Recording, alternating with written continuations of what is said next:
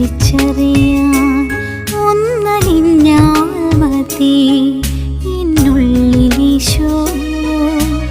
ആത്മാവിലാനന്ദം നിറഞ്ഞൊഴുകാൻ N യേശുവേ, N ദൈവമേ, വന്നു വസിക്കണേ എൻ്റെ ഉള്ളിൽ. എൻ യേശുവേ,